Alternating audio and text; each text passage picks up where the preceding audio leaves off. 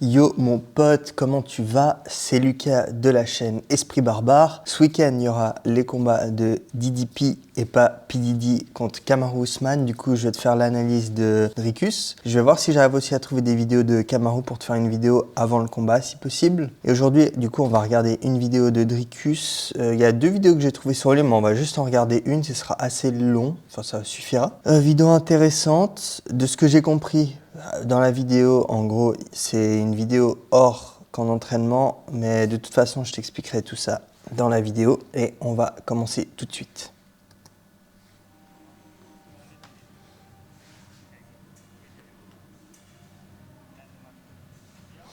Là, de ce que je comprends, ils font des circuits, du coup, on va analyser les deux exos qu'on voit là. Donc là, ce que Dricus y fait, ça s'appelle du kettlebell swing. Donc c'est un super bon mouvement pour la puissance au niveau des hanches. Donc si tu veux, tu as tout ce qui est mouvement de hanches comme le hip thrust, le deadlift. Ça va t'aider par exemple dans les kicks, dans les coups de poing, pour soulever un mec quand tu as par exemple les mains sous ses épaules et tout, pour les suplexes, les German suplexes, aussi pour sortir des positions si tu as quelqu'un sur toi en jiu-jitsu. Donc c'est très important les mouvements de hanche. C'est aussi des mouvements charnières donc qui vont relier en fait le haut du corps et le bas du corps. Donc c'est vraiment très important de les faire. Et là il fait ce qu'on appelle des kettlebell swing, donc plus pour les entraîner de manière en puissance. Et il le fait unilatéralement en venant amener le bras bien au-dessus de la tête. Ça, c'est plus pour aussi un aspect un peu stabilité au niveau de l'épaule. Mais tu peux très bien le faire à deux mains et venir t'arrêter en fait devant toi, tout simplement. Attends, je regarde juste le retour pour te montrer à peu près, ouais. À ce niveau-là, devant, au lieu de venir complètement finir le mouvement, ça marche aussi très bien. Puis son pote, il fait simplement un petit deadlift à la kettle un peu plus lourd.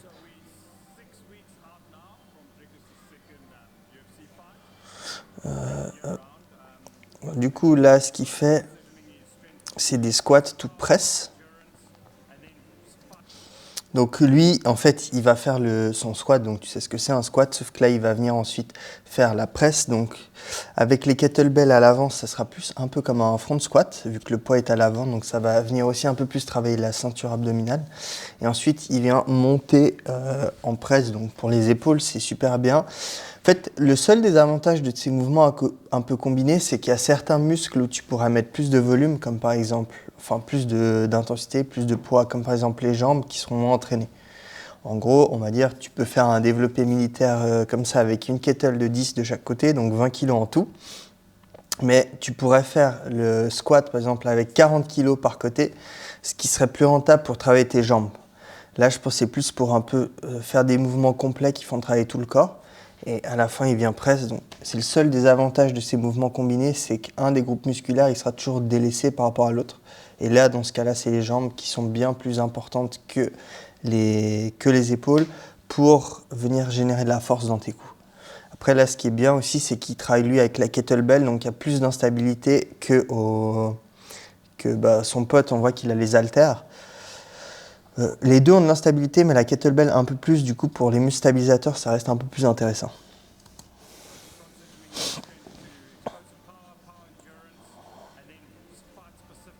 Ensuite, là, c'est de nouveau des mouvements combinés, pardon. Donc, c'est des rowing à un bras, en position pompe, avec une pompe. Donc, de nouveau, pour la pompe, ce sera super facile à faire, mais pour le rowing, du coup, ce sera plus dur. Donc, ça reste, on va dire, bien toujours pour avoir deux types de mouvements, pour la coordination, mais en termes de purement, par exemple, force ou autre, ça va être moins intéressant. Ensuite, là, c'est simplement Là, on voit des dragon flag négatifs. Donc, dragon flag, c'est vraiment un des meilleurs exercices pour ta sangle abdominale, pour tes abdos. Et je te conseille vivement d'essayer d'apprendre à le faire. Ne serait-ce comme il le fait là en négatif ou avec des variantes plus faciles pour venir travailler ta sangle abdominale en force. Et de manière générale, tout le gainage de la sangle abdominale, cet exo, il n'y a pas mieux, hein, vraiment. Ensuite, là, on a vu du coup des ab wheels, donc la roulette. Dricus, il les fait avec les pieds tendus, c'est insane, genre vraiment c'est insane. Je comprends même pas pourquoi il arriverait pas du coup à faire le Dragon Flag, et normalement il pourrait. Mais ouais, ab wheels, super intéressant. La plupart des gens le font sur le genou, les genoux, hein, même les grands combattants et tout, c'est vraiment très dur de le faire comme il l'a fait, les jambes tendues. Mais du coup aussi très bon exo de gainage, et tu peux aussi aller sur les côtés avec la roulette pour entraîner un peu plus les obliques. Et ça reste bien sûr plus axé force et gainage que purement hypertrophie. Ce qui est bien, hein. En général, ça va être mieux de travailler le gainage justement pour tout ce qui est stabilité et transfert de force. Mais l'hypertrophie est aussi utile pour te créer une petite carapace de protection. Ensuite, farmer walk. Donc, classique exercice, que ce soit pour le grip, pour la ceinture abdominale, le gainage, et aussi tout ce qui est chaîne, trapèze, épaules, etc., un peu le cou. Et un peu de, suivant comment tu le fais, ça peut aussi un peu faire monter ton cardio, vu que tu marches et tout ça. Donc très bon exo. Et là, je vais avancer un peu puisqu'il parle juste de son shaker de prot, on s'en branle. Là, il commence un peu l'échauffement avec du sac classique.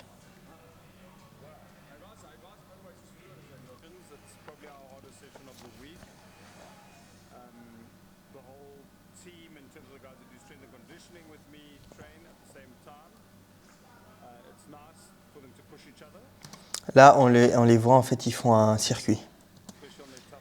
Donc, ils vont faire une rep lourde en deadlift. Ça va être entre, je dirais, 80 et 100% du max. Peut-être pas 100, mais entre 80 et 95% du max.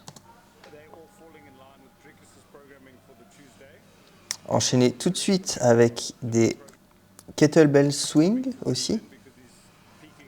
Et aussi, cette fois, il va jusqu'en haut de nouveau pour un peu tout ce qui est stabilité de l'épaule.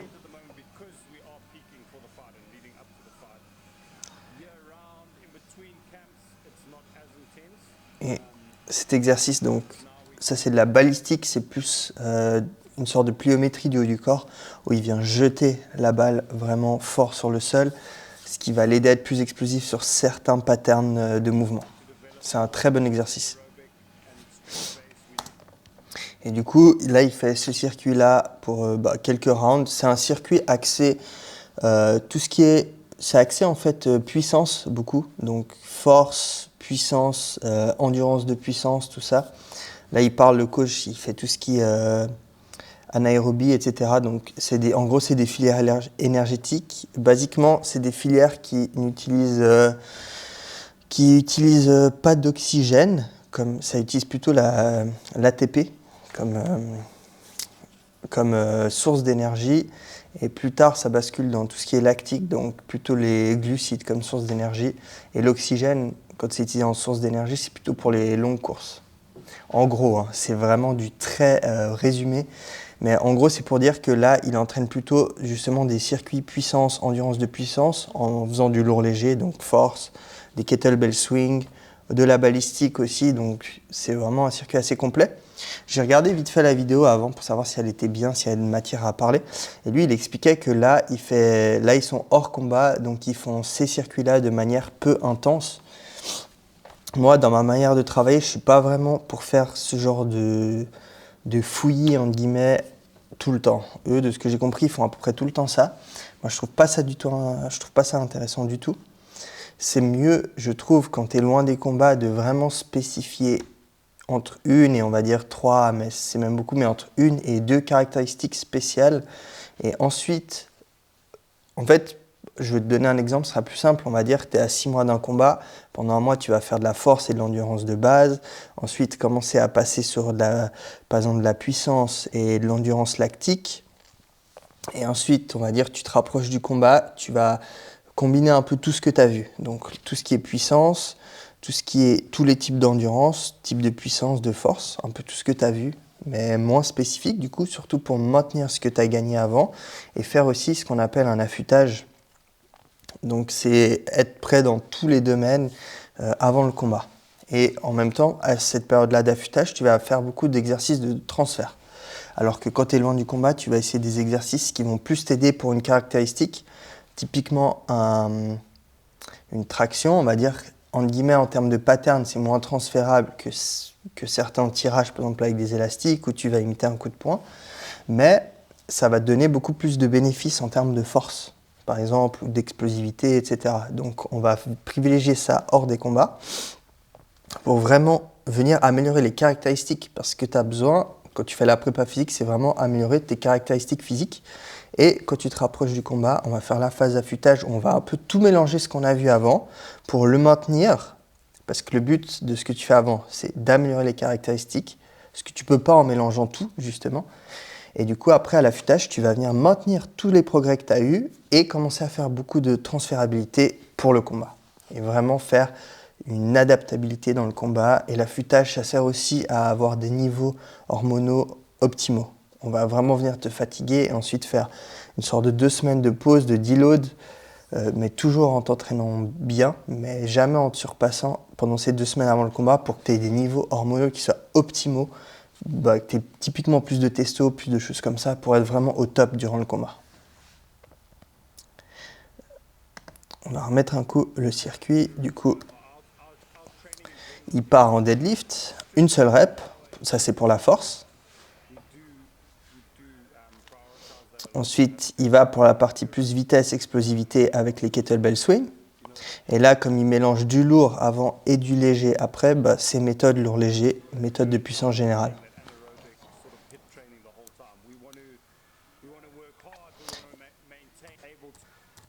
Et à la fin, là on n'a pas revu, mais il fait le lancer de balle justement pour la partie balistique. Donc c'est assez complet, ça peut être bien fait plutôt dans les affûtages plutôt que lui, comme il explique où il fait ça à peu près tout le temps. Je pense qu'il y a d'autres manières plus rentables de le faire, mais ça dépend vraiment aussi des préparateurs physiques, des coachs et des athlètes bien sûr.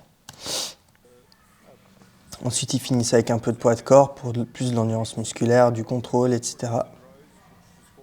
Un tout petit peu de volume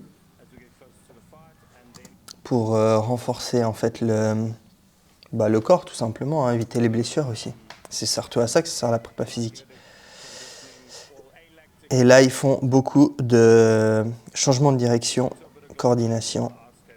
Donc, c'est moins de la pliométrie, entre guillemets, parce qu'il n'y a pas justement le réflexe myostatique où ils ne viennent pas chercher à rebondir direct, ils font une pause entre chaque rebond. Même si ça rentre quand même dans la partie plio vu qu'il y a des sauts. Mais c'est surtout là pour les changements de direction, pour renforcer les genoux, éviter les blessures et tout ça.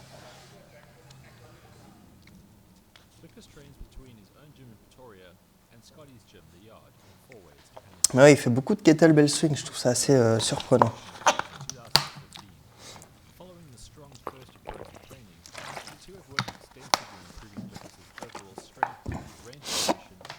Là, du coup, les pompes lestées en décliné comme ça, c'est super bien aussi pour remplacer le bench de temps en temps. Donc avec les parallèles là, et les parallettes et en décliné, tu viens avoir un meilleur étirement. Et en plus là il met du poids, du coup en faisant, le setup est un peu long à mettre en place, mais ça te permet de remplacer de temps en temps le bench press pour des mouvements où tu viens aussi avoir une perception de ton corps tout en ayant quand même assez de poids, etc. Mais là, tu vois, tu as besoin de quelqu'un pour le faire, alors que le bench est beaucoup plus simple à mettre en place si tu es tout seul. C'est aussi des choses qu'il faut prendre en compte. Chin-up lesté, bien sûr, pour la force dans le dos, dans les biceps. Donc, les tractions, mec, t'y échapperas pas. C'est vraiment un des meilleurs exercices que tu puisses faire. Et là, il est sur un assaut bike. Mais on ne le voit rien faire.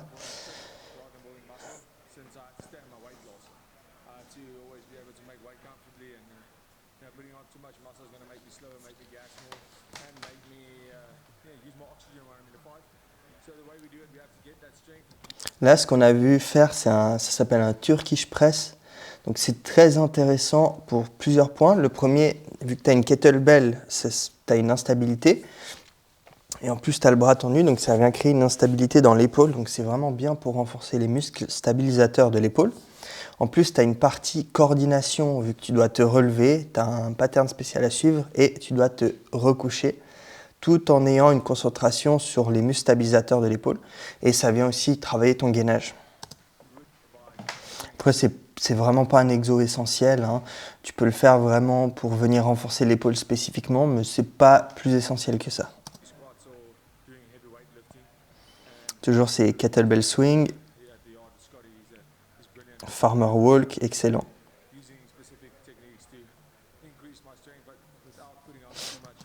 Ça, c'est super intéressant. C'est un exo qu'on voit au strongman. Ça s'appelle l'Atlas Ball. Bon, là, ils font pas avec des poids de strongman et tout, mais en gros, tu viens juste simplement prendre une balle, la serrer. Bah, tu vois très bien, là, ça va venir reproduire quand tu prends un mec sous les aisselles, si tu le déplaces ou comme ça, ou si tu prends un mec en takedown pour le déplacer. Donc, très intéressant pour tout ce qui est force au niveau du dos, des bras, de l'isométrie et aussi un peu le cardio vu qu'il marche. Et ça, c'est vraiment un exercice qui est beaucoup plus spécifique au combat. Donc ça peut être très bien.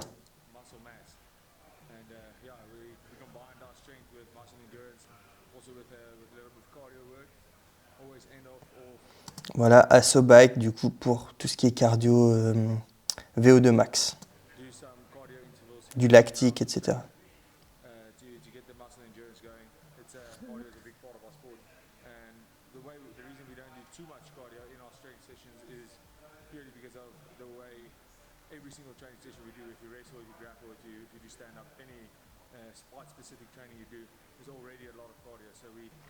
Ouais, là, il dit un truc que je suis plutôt d'accord avec lui, c'est qu'ils font moins de cardio que la partie force, parce que tout ce qui est justement les sessions de MMA en soi, si tu fais beaucoup de sparring, des trucs comme ça, c'est énormément cardio de base, donc tu as un peu moins besoin d'en faire. Après, ça dépend toujours de toi, hein. Si tu es pété en cardio, bah, tu vas quand même privilégier le cardio, par exemple. Mais tu n'es pas obligé d'en envoyer autant que la partie puissance, par exemple, vu que tu en fais déjà beaucoup à côté. Mais tu auras quand même une ou deux séances qui vont suffire. Si tu fais simplement de la course en basse intensité, pour le début, ça va bien suffire. Et après, quand tu te rapproches du combat, tu vas faire du un peu plus spécifique. Mais ouais, typiquement, tu peux aussi faire des sessions sac où tu vas non seulement travailler ton cardio, mais aussi ta technique.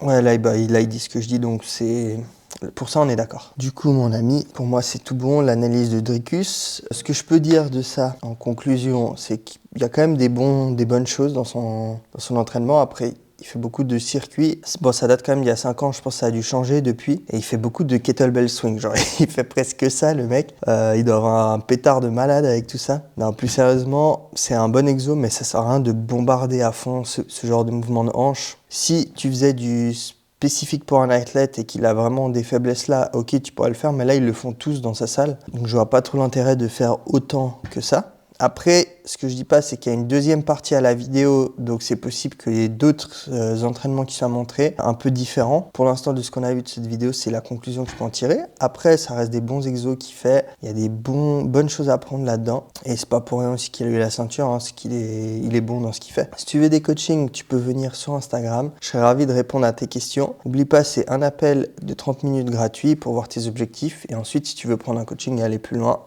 c'est avec grand plaisir. Donc mon ami, c'était Lucas d'Esprit Barbare. On se dit à la prochaine. Ciao, ciao.